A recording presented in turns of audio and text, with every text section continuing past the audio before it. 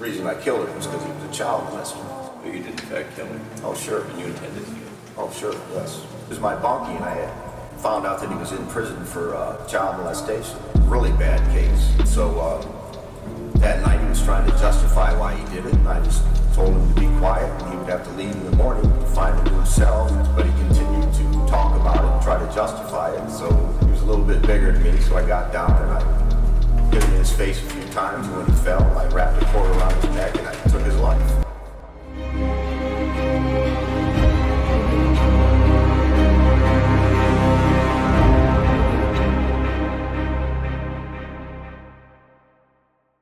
This is Shane Goldsby, 26 years old.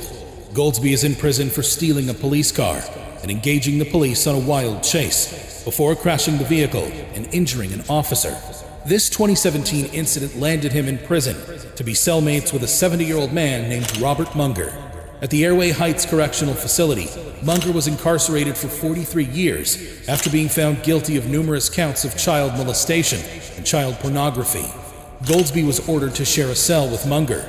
This is where things got interesting. I changed my fucking life in 2019. You know, I gave my life to God, dude. You guys want to put me in this fucking position, dude?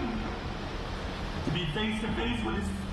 One night things went downhill when Shane overheard Munger boasting about his misdeeds. Not only did this disturb Shane, but slowly but surely, he was able to piece together exactly who he was sharing a cell with.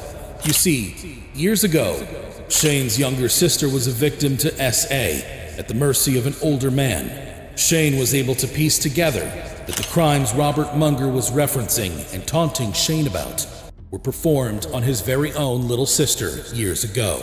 Can you imagine being locked in a cell with someone who caused so much hurt and trauma to one of your loved ones? So, what did Shane do? Well, according to stories, Goldsby snapped after listening to Munger boast about what he did to Shane's younger sister. Goldsby tried to contain his rage, but he could only do too little in the face of constant taunting from Munger. One day, he had enough.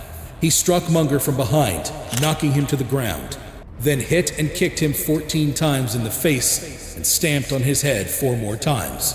Munger died 3 days later as a result of his injuries. Goldsby told reporters he was shocked to learn who Munger was and had asked for a different cellmate but was denied. This stuff doesn't happen. You're talking about the same institution, unit, and cell as this person. That's like getting the jackpot in the casino 7 times, he said, dismissing the possibility. The same pod in the same cell as this dude, okay? That's like hitting the jackpot in a casino 7 times. During his trial, Goldsby showed remorse for his actions. He apologized to Munger's family and admitted that he wasn't in the best frame of mind the day he met Munger. Ashamed of my actions that led to this man's death, you know. I was put into his man can't die. Goldsby was too emotional during his sentencing to read his apology, but his attorney did so on his behalf. She added that Goldsby had a difficult childhood, having been placed in 10 different foster homes before reuniting with his mother, who began using drugs with him. The Washington Department of Corrections stated that such jail assignments are prohibited. Still, they could not uncover a connection between Goldsby and Munger, owing to difficulties such as different last names. Despite support from some quarters, Goldsby was found guilty of second-degree murder and sentenced to 25 years in prison, making his total term 33 years. He was also ordered to pay reparations to Munger's family and serve 3 years of parole upon completion of his sentence. While some people argued that taking another person's life is never acceptable, others argued that what Shane did was what any reasonable big brother would have done for their family. Unfortunately, the same cannot be said about the violent and unsolicited acts that Anthony George did whilst serving his sentence in 2013. What happens if someone disrespects you? Usually they get handled. I don't know. This is Anthony George. George claimed he was wasted on the night he ended the life of Adam Kargis. The tragic story of Adam Kargis will break your heart. 29 years old, Adam was serving a small 90-day sentence for fraud at the time of his death and shared cell number 3 on Unit 6 left at the Elgin Middlesex Detention Center with Anthony George, who was serving time for aggravated assault. Adam was brutally attacked and beaten until he lost his life at the hands of Anthony George, a fellow inmate at the EMDC in London, Ontario, on the night of October 31st, 2013. The most disturbing aspect? This incident occurred in full view of video surveillance cameras, with other inmates yelling for help. Still, no correctional officers or guards were present to watch the footage. I wasn't able to access the video when I was giving my disclosure at all. But before then, this should make you worry. Adam had been choked, punched, kicked, and stomped on for 22 minutes when he appeared in his cell window, hands raised as if praying for help. But his desperate plea went unanswered, and he was tortured for another 37 minutes before being killed. You're probably asking yourself, well, where were the jail officers and security team at the time of the incident? Well, officers who heard these noises coming from the cell did not think to check on what was happening. The details of the assault and missed opportunities to prevent or stop it are truly horrifying. Anthony George, the inmate who killed Adam, had a long history of violent crime inside and outside of prison. A lot of people I've spoken to who know you, the word is they don't want to mess with you.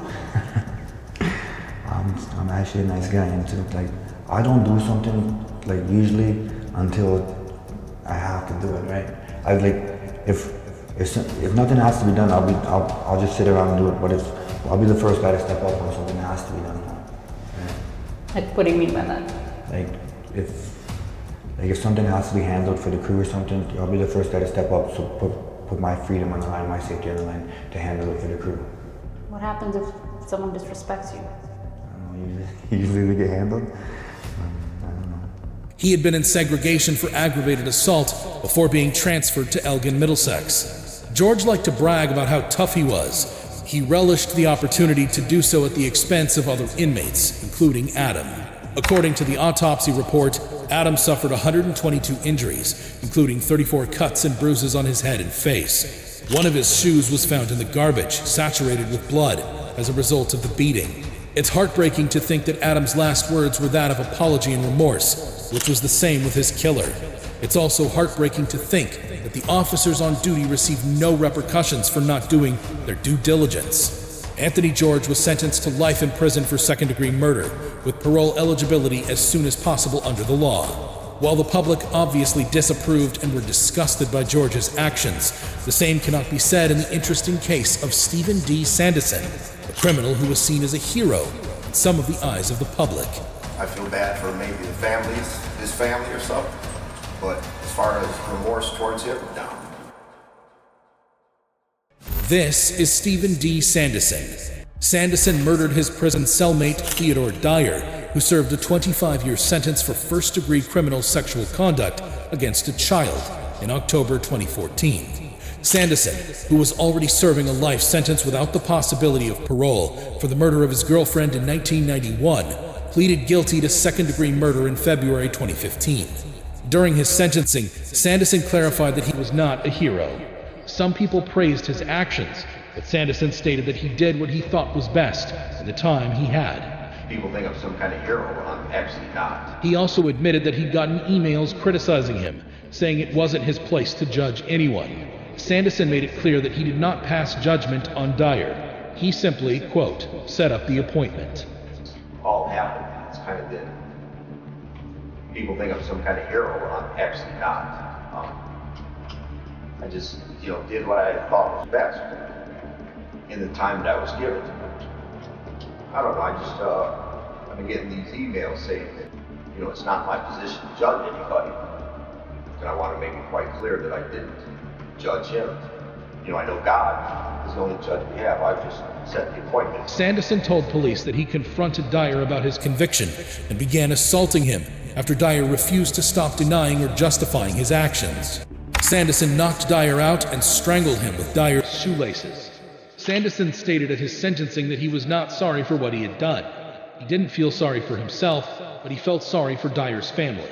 Some of Dyer's family members were present, but refused to speak. I feel bad for maybe the families, his family or something, but as far as remorse towards him, no. Sanderson was sentenced to life in prison without any chance of parole. Sanderson's attorney, James Gust, pointed out that under Michigan law, Sanderson must serve his sentence for the Dyer murder concurrently with his current life sentence without the possibility of parole. Despite his crimes, Gust described Sanderson as a likable guy. He wondered if Sanderson's childhood would have been different if he had been born at a different time and to different people. After Dyer's death, Sanderson was transferred to a higher security level and is now incarcerated at the Ionia Correctional Facility. Sanderson had asked Gust a few months before his sentencing to inform Dyer's family that he had warned Michigan Department of Corrections personnel not to put him in a cell with a child molester because he would cut him down. Sanderson hoped that disclosing this information would allow the family to recoup some financial benefit.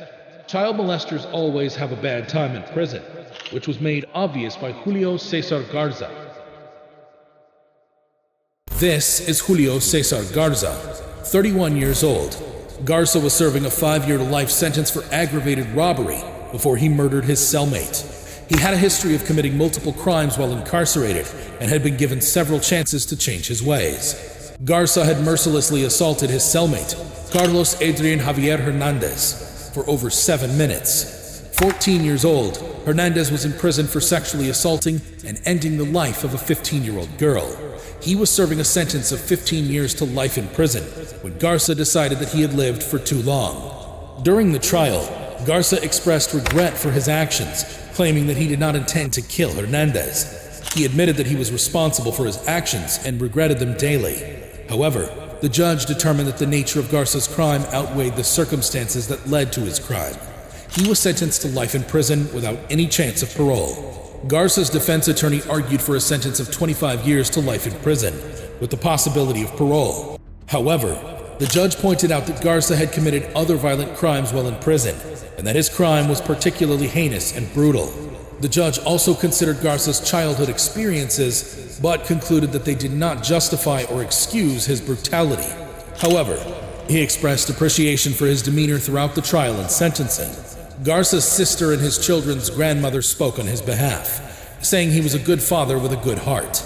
The judge stated that his responsibility to society and public safety outweighed Garza's personal circumstances. Not all prisoners are murdered because they were child molesters. Others had their life cut short because they got locked into a cell with the wrong guy at the wrong time, like in the case of Anthony Paradise. This is Anthony Paradise. The 44-year-old is serving time in prison for the 2017 robbery of a Adirondack Trust Bank in Saratoga.